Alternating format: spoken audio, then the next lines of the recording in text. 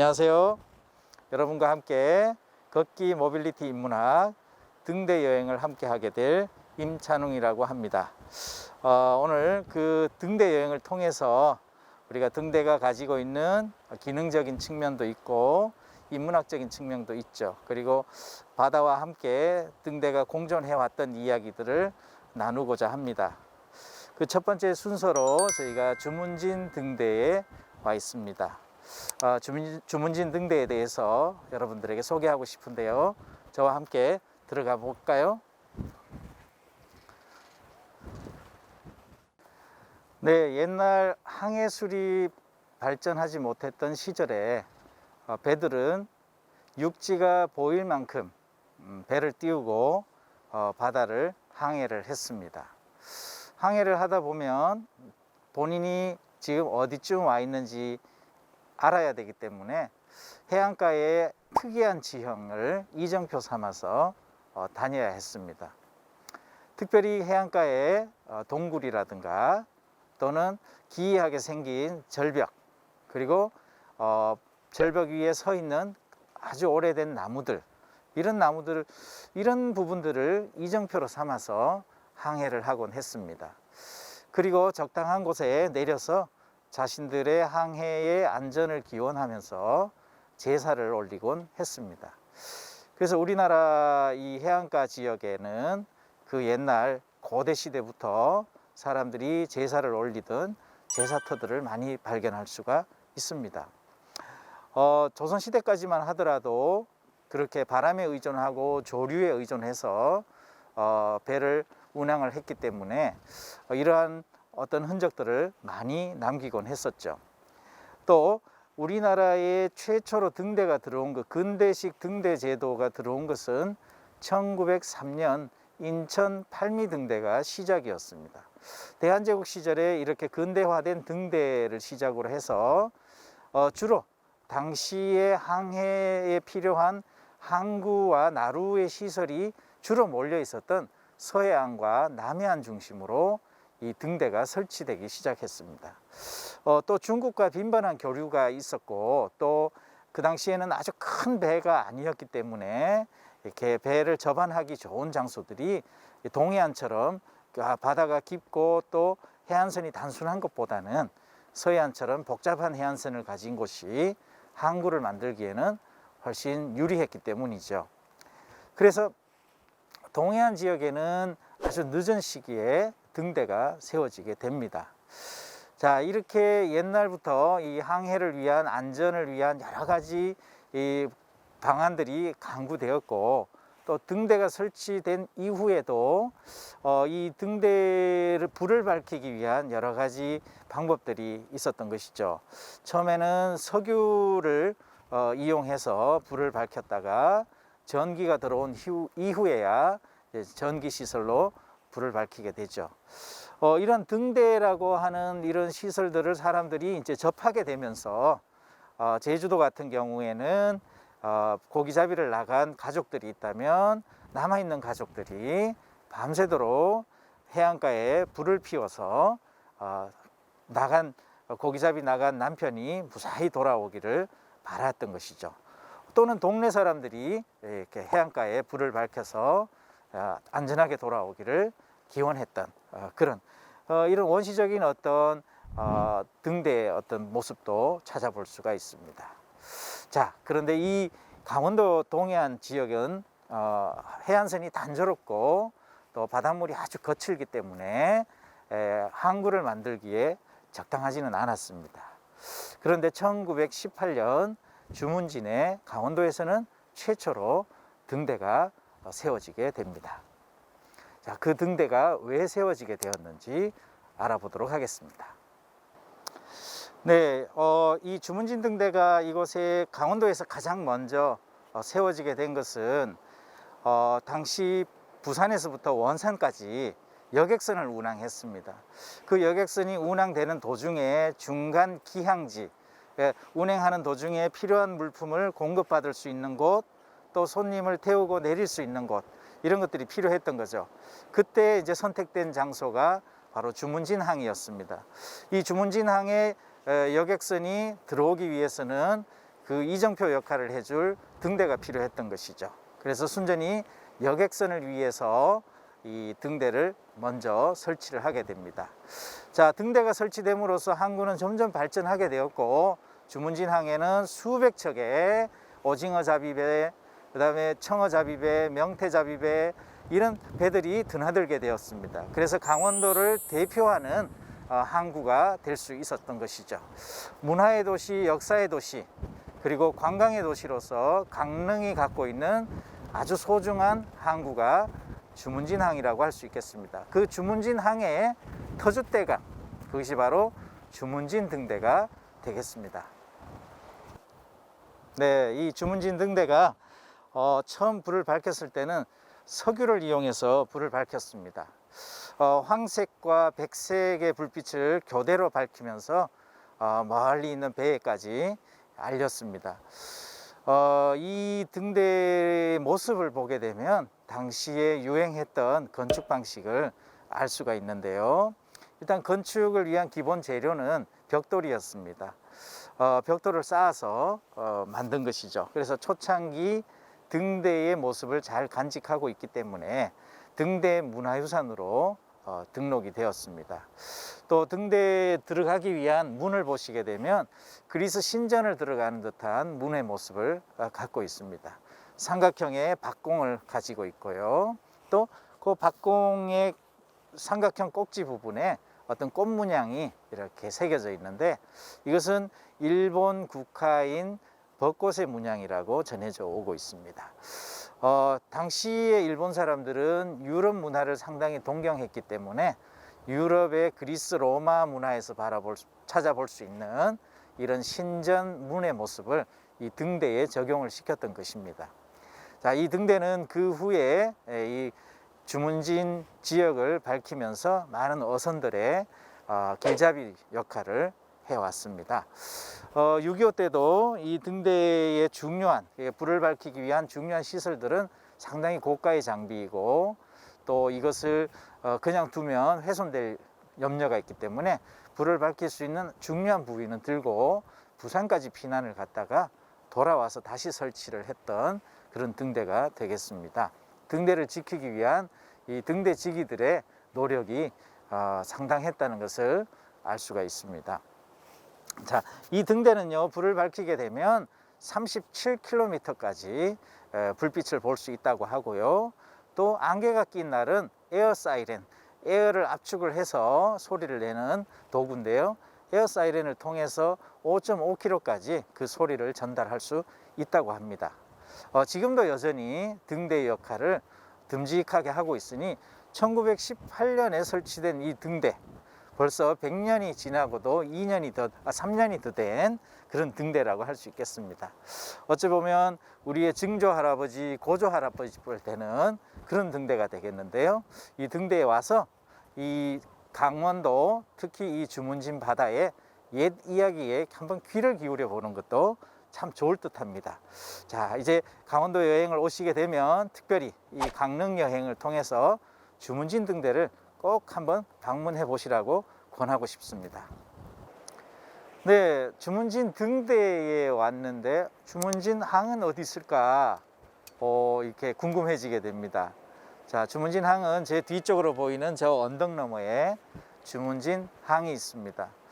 동해 바다에 있는 항구치고는 상당히 큰 항구고, 지금도 수백 척의 어선과 화물선들이 드나드는 항구입니다. 또 그 주변에는 많은 상인들이 해산물을 팔고 있죠. 자, 이 등대가 하는 역할은 아주 멀리 있는, 아주 먼 바다에 길을 잃은 배들이나 또는 조업을 끝내고 돌아오는 배들에게 이곳이 육지다라고 알려주는 역할을 합니다. 그래서 이 불빛을 기준을 삼아서 달려오다 보면 바로 가까운 곳에 주문진 항이 있다는 사실을 알고 그리로 배가 들어가게 되는 것이죠. 그래서 우리가 항구에 등대가 있지 않은 이유가 궁금해질 수 있는 것이죠. 그래서 높은 언덕 위에, 아주 먼 옛날 사람들이 높은 언덕 위에 커다란 나무 한 그루 있는 것을 보고 항해를 했던 것처럼 이 등대 역시 그런 길잡이 역할을 한다, 이렇게 생각하시면 되겠습니다. 방파제 끝에 서 있는 등대는 이곳이 항구이고 또 이곳이 방파제 끝임을 알려주는 역할을 합니다. 그래서 빨간색 등대와 하얀색 등대가 색깔이 선명하게 두 개가 있어서 그 두 등대 사이로 배를 몰아야만 항구로 들어올 수 있다는 색깔로 알려주는 역할을 하고요. 밤이 되면 또 두 불빛을 통해서 그 두 불빛 사이로 배를 운행해야만 항구로 들어올 수 있다는 것이죠. 그렇지 않고 두 불빛 사이가 아닌 다른 곳으로 가면 방파제에 부딪히게 되겠죠. 그래서 이제 대문, 여기가 항구로 들어오는 대문이다 하는 그런 알림의 역할을 하고 있습니다. 네, 지금까지 저와 함께 1918년 강원도에서 최초로 세워진 주문진 등대를 보셨습니다. 이제 저와 함께 속초 등대로 이동해서 또 다른 등대 이야기를 듣도록 하겠습니다.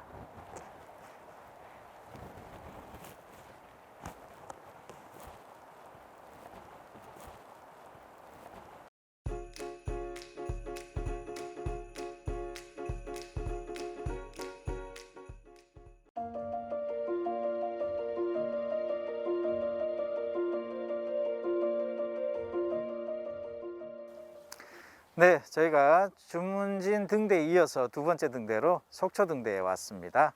네, 등대는 언제나 봐도 마음을 설레게 하는 그런 장소인 것 같습니다. 속초에 오시면 속초 시내에 아바이 마을, 또 전통시장 이런 것도 보시고요. 또 등대에 올라서 속초 바다를 한번 시원스럽게 내려다 보시고 바다를 가로질러 가는 어선을 한번 바라보는 것도 또 힐링이 되는 아주 중요한 포인트가 되겠습니다. 자, 속초 등대는 역사적으로 크게 오래된 등대는 아니지만 또 최근에 등대의 전망대까지 갖추어 놓아서 이곳에 오게 되면 날씨가 좋은 날이면 북쪽으로 아주 멀리 금강산까지 조망이 되고, 그리고 백두대간을 따라서 설악산이 아주 장대하게 조망이 되는 그런 장소에 세워졌습니다. 속초 등대에 와서 보면 이제 등대가 어선들만을 위한 등대로 존재하지 않는구나 라는 것을 느끼게 됩니다. 주문진 등대 같은 경우에는 바다에 어업을 하는 또는 바다를 오고 가는 많은 배들을 위해서 등대가 불을 밝혔다면, 이곳은 또 다른 목적의 등대가 될 수도 있구나 하는 것을 살펴볼 수가 있습니다. 자, 이제 저와 함께 속초 등대로 한번 가보도록 하겠습니다.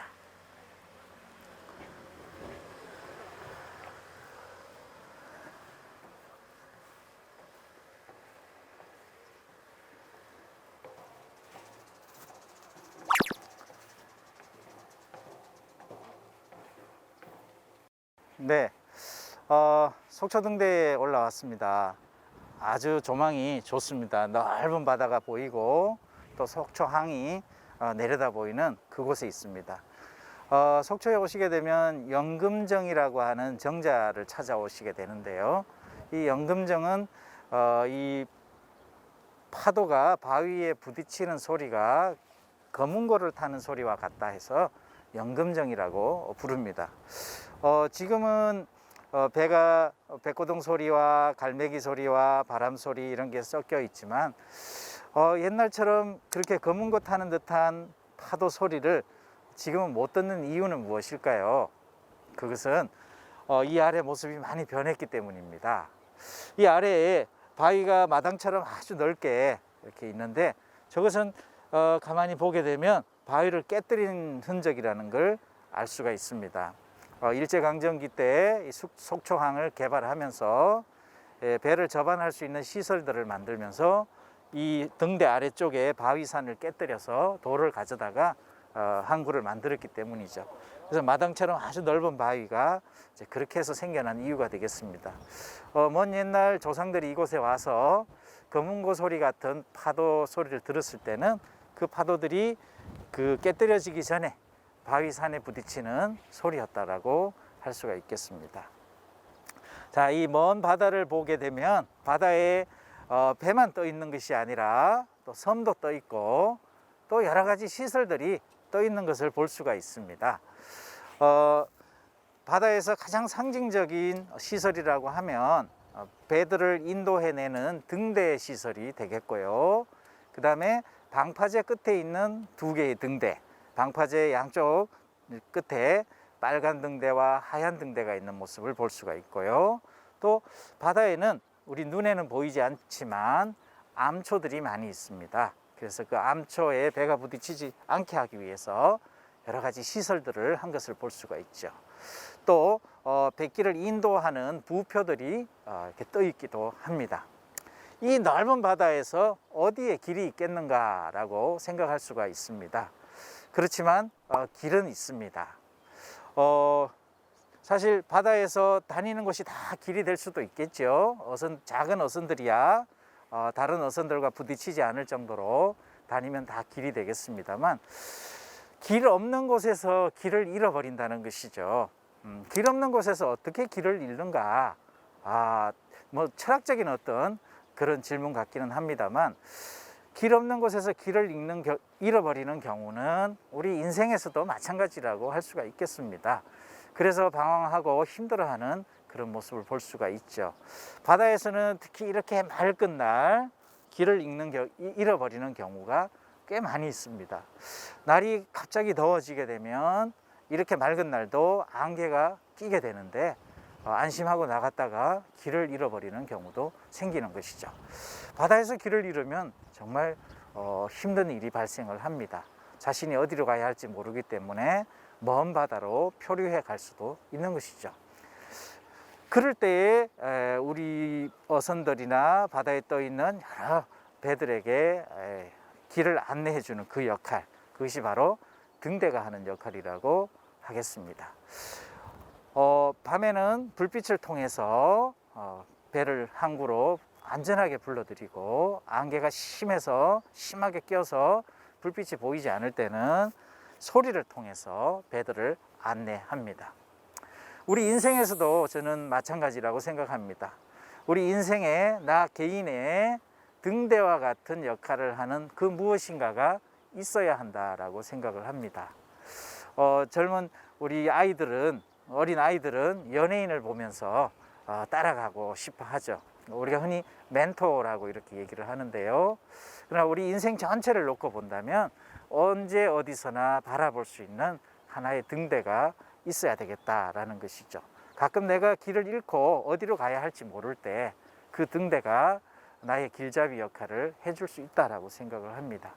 종교를 가지신 분들은 그 종교의 대상이 될 수도 있겠고, 또 그렇지 못한 사람들은 또 나름대로 자신이 따라가야 될 어떤 대상을 만들어서, 또는 교육을 통해서 여러 가지 경험을 통해서 등대와 같은 사람을 만날 수가 있는 것이죠. 또 훌륭한 고전을 통해서 자신의 인생 항로를 잡는 그런 역할을 하기도 합니다. 우리가 등대 앞에 서서 바다의 수많은 배들을 안전하게 항구로 불러들이는 그런 등대의 모습을 보면서 나의 등대도 한번 생각을 해보는 것이 어떨까라고 제안을 드립니다. 우리가 놀이터에 가서 보면 아이들이 마음껏 뛰어노는 것은 곁에 엄마가 있기 때문입니다. 엄마가 곁에 있기 때문에 아이들은 안심하고 놀이터를 뛰어다닙니다.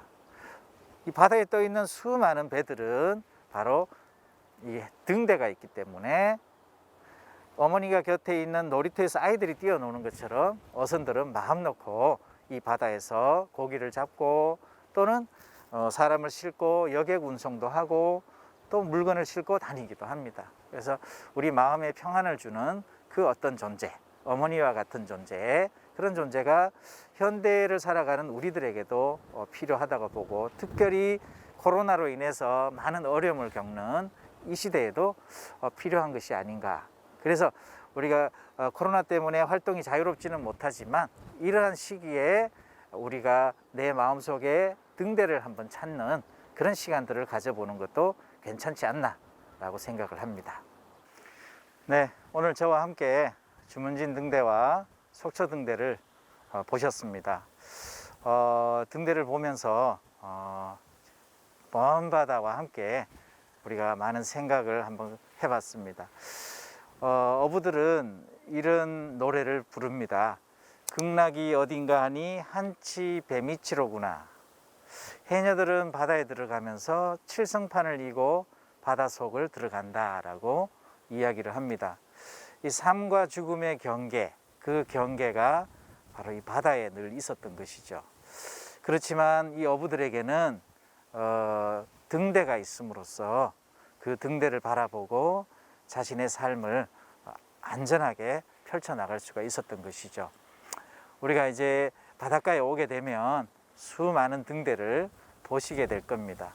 이 등대를 단순하게 밤에 불을 밝혀주는 곳 이렇게 바라볼 것이 아니라 이 바다를 삶의 터전으로 일구고 살아가는 분들에게는 아주 소중한 그런 불빛이라는 사실을 인식을 하고 바라봤으면 좋겠습니다. 그리고 지나가는 길이 있으시다면 등대에 한번 꼭 들리셔서 그 등대와 함께 같은 눈으로 바다를 바라보시면 어떨까, 이렇게 한번 제안을 드리고 싶습니다. 자, 오늘 어떠셨는지 모르겠습니다. 다음에 또 다른 좋은 시간에 여러분들을 뵙도록 하겠습니다. 마치겠습니다. 감사합니다.